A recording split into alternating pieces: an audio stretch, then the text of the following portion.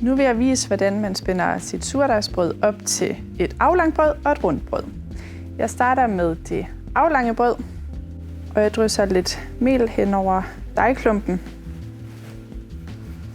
og gør hævekurven klar.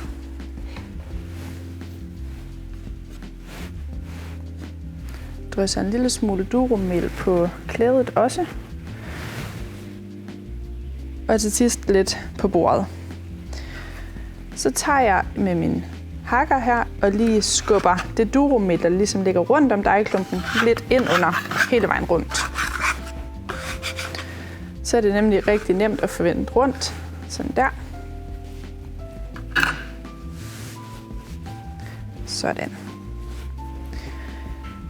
Det første jeg gør, det er at trække ud ned mod mig selv og spænde op indtil lidt over midten. Og jeg gør det samme til begge sider. Trækker ind over midten og ind over midten. Og til sidst væk fra mig selv og ind over midten. Jeg trækker ikke dejen alt for langt ud til siderne. Og det er fordi, at jo længere jeg tvinger dejen til at strække sig, jo større sandsynlighed er der for, at glutenstrengene vil briste. Og det er vi ikke interesseret i. Så tager jeg hjørnerne og folder ind til midten og ind til midten. Og godt trykke lidt ned, så det lige hæfter. Det gøres med de andre hjørner. Og til slut så kan man vælge lige at give den et lille spænd der på hver side. Så sikrer jeg mig, at der ikke ligger mel på bordet, fordi nu skal dejen nemlig vendes rundt. Sådan der. Så skal dejen have lov til at ligge i 2 minutter lige og klistre sig ordentligt sammen, før den bliver lagt op i hævekurven. Nu tager jeg dejen med min hakker og løfter op i min hånd. Og så skal den dumpes ned i hævekurven. Og det er det sidste opspænd, der kommer her, fordi der lader jeg ligesom dejen falde ned imellem mine hænder, samtidig med at jeg presser ind. Og så hjælper jeg den lige på vej til at klistre sammen her. Det var opspændingen til et aflangt brød. Så tager vi opspændingen til det runde brød, og der starter vi igen med lige lidt mel på dejen, et klæde i kurven,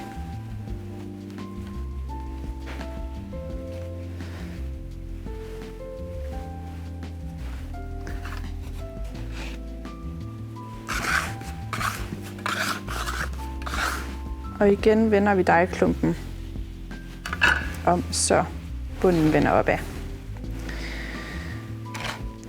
Den her gang trækker jeg igen ned mod mig selv og ind over midten. Så trækker jeg væk fra mig selv og ind over midten. Og siderne med der og der. Det var det samme, som vi gjorde med det aflange brød. Så skal vi have hjørnerne ind på midten. Der kører jeg bare modsat hjørne hver gang. Sådan. Så fjerner jeg mel fra bordet rundt om og vender dejen rundt. Nu skal vi bruge samme teknik, som vi gør, når vi kuler brødet op, men uden skraberen den her gang.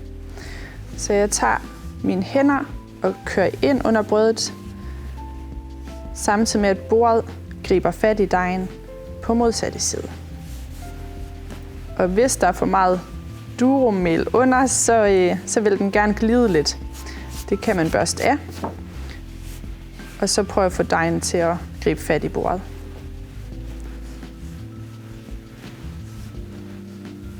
Og det gør man indtil man synes, man har en helt stram dejkugle. Det har jeg her. Man kan se, at den ligger flot og rund og er dejligt spændt op. Så skal den op i hævekurven, som jeg også lige drysser med lidt durummel. Og så tager jeg skraberen eller hakkeren og vender kuglen op i. Sådan der. Det var et rundt brød og et aflangt brød.